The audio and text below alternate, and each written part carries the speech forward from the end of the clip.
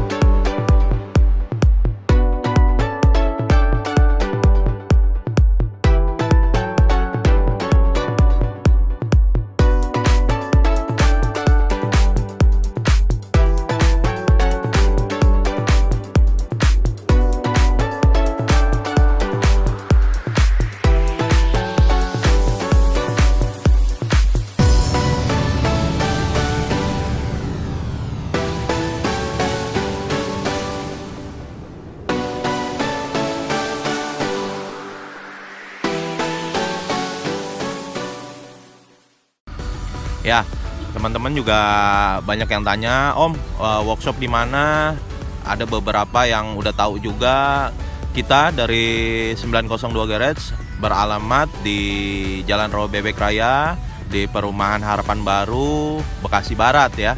Jadi teman-teman yang mau ke workshop, yang mau modifikasi motornya, bisa sharing dulu di WA, bisa komunikasi dulu di channel kita.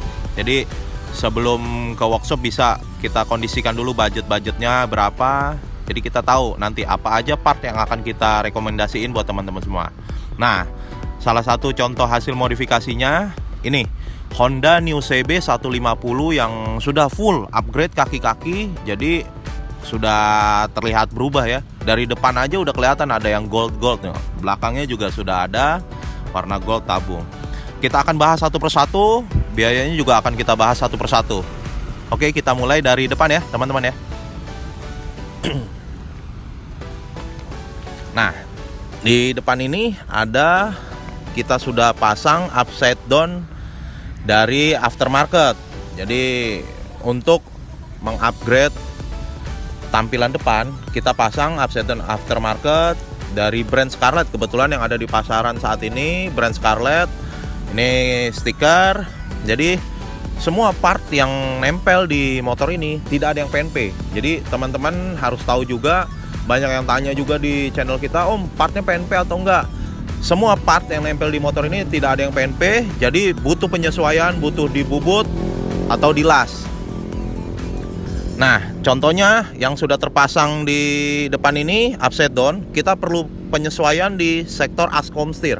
Askom setir ini akan kita bubut sesuai dengan speknya Honda New CB. Jadi pada saat komstirnya rusak atau oblak, itu bisa kita ganti pakai originalnya. Nggak perlu repot lagi nyari-nyari komstir yang custom atau apa, bisa pakai originalnya. Begitu juga penyesuaian di sektor dudukan lampu depan, bracketnya kita juga rubah lagi penyesuaian. Kunci kontak dan kunci stang. Banyak teman-teman juga yang tanya, "Oh, bisa dikunci stang nggak?" Bisa. Di kita semua rakit di sini bisa sesuai dengan spek standar. Jadi pada saat mau dikembalikan standar juga normal lagi gitu. Nah, untuk di bagian bawah, penyesuaian di bracket cakram. Ini pun penyesuaiannya karena pelek depan dan pelek belakangnya juga sudah ganti pakai Honda CBR 250 RR. Jadi penyesuaian di bracket kaliper, as rodanya sama bosing-bosingnya juga disesuaikan lagi.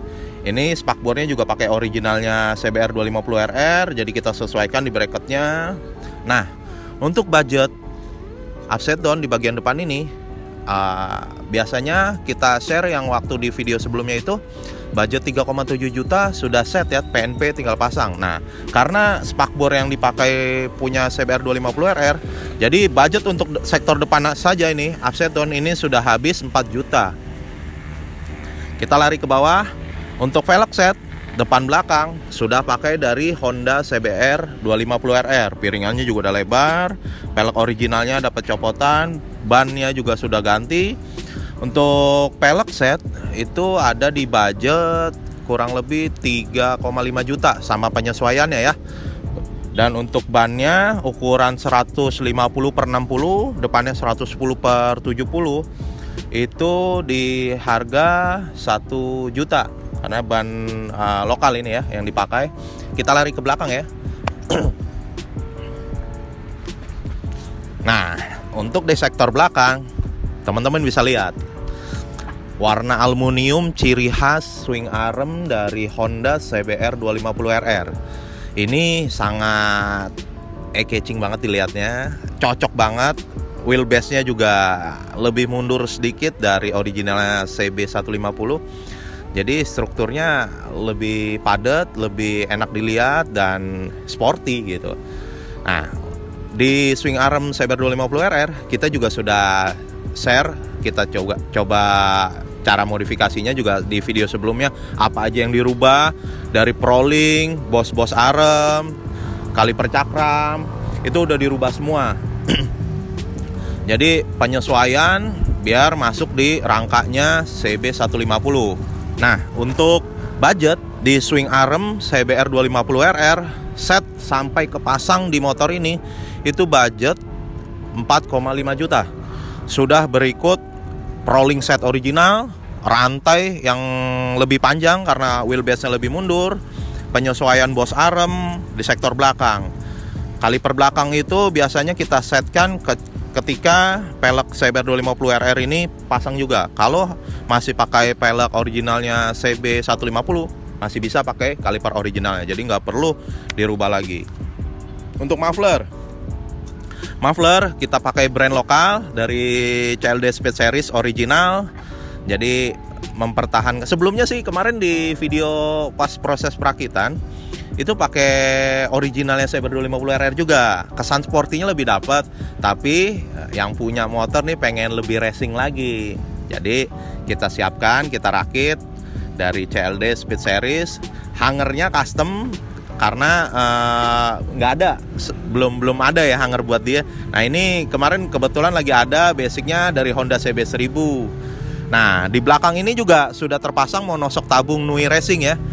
Jadi bisa di-adjust juga preload, kompresinya. Di belakang keras empuknya juga bisa diatur. Itu yang sudah kita upload juga di video sebelumnya. Proses perakitannya seperti apa, sama seperti itu. Harga monosok tabung Nui Racingnya set itu PNP 1,2 juta ya. Lanjut lagi, sektor belakang.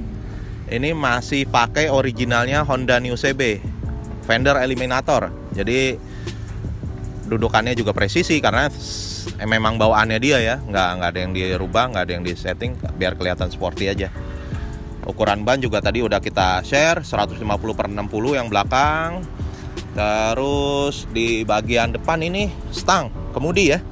Kemudi ini sudah pakai stang MT25, lebih sporty, lebih turun posisinya. Jadi posisi reading nggak terlalu naik, lebih agak nunduk karena penyesuaian dari tinggi upside down-nya sendiri. Selisih 5 cm dari originalnya Honda New CB150. Spion racing juga aftermarket terpasang biar kelihatan sporty juga. Oke teman-teman, udah ketahuan semua ya biaya yang kita modif di motor ini. Dari depan, belakang, knalpot, aksesoris lainnya. Jadi perkiraan total biaya modif motor ini ada di angka 17 juta keseluruhannya semua. Pelek set, swing arm set, upside down set, knalpot, gear set, aksesoris lainnya juga sudah tertempel. Itu budgetnya plus minus 17 juta. Kita coba juga posisi readingnya seperti apa. Nah, teman-teman bisa lihat ya. Jadi kelihatan tangan juga nggak terlalu tegap begini, nggak terlalu racing banget. Jadi nyaman gitu masih dipakainya. Teman-teman nggak perlu khawatir nggak enak beloknya atau berat bebannya. Bisa kelihatan di sini. Struktur kaki kita juga karena masih pakai footstep original, kecuali pakai underbone ya, pasti akan lebih naik ke belakang. Nah itu, ini juga posisi readingnya masih nyaman. Setelan juga shocknya bisa diatur, keras empuknya kayak gimana. Jadi seenaknya yang punya motor mau kayak gimana settingannya, karena beban yang bawa ridernya pasti akan beda-beda di tiap motor. Tinggal kita penyesuaiannya aja. Nah, untuk teman-teman yang mau modif, beberapa video sebelumnya juga udah kita informasikan. Boleh kita modif sesuai dengan apa yang kita miliki, budgetnya berapa, nilainya berapa. Jangan terlalu memaksakan modif head-on atau part-part branded yang budgetnya gila-gilaan banget ya. Karena tergantung kantongnya juga. Kalau memang kantongnya cukup ya ayo, tapi balik lagi kebutuhan kita seperti apa. Kebutuhannya misalnya kita mau pakai motor tetap nyaman dipakai harian, spek modifnya seperti apa. Ini sangat rekomendasi nih, karena nggak ekstrim dan nggak wow banget. Dilihat sudah speknya udah nyaman dipakai buat harian, dipakai buat nongkrong juga oke, dipakai buat San Mori, waduh orang pasti ngelirik karena sudah ada gold-goldnya begini. Kita nggak selalu memaksakan teman-teman untuk modif yang wah atau yang apa, tapi kita akan mengarahkan part yang rekomendasi dari kita seperti apa. Nih part-part yang seperti ini yang enak dipasang, nyaman dipasang, dan nyaman dikendarai. Jadi nggak perlu khawatir teman-teman untuk modifikasi yang seperti ekstrim-ekstrim atau yang seperti wow banget, itu kita pikirkan lagi. Dan tampilan seperti ini juga udah lumayan banyak gitu yang ngelirik ya, yang ngelirik di jalan. Jadi ya cukup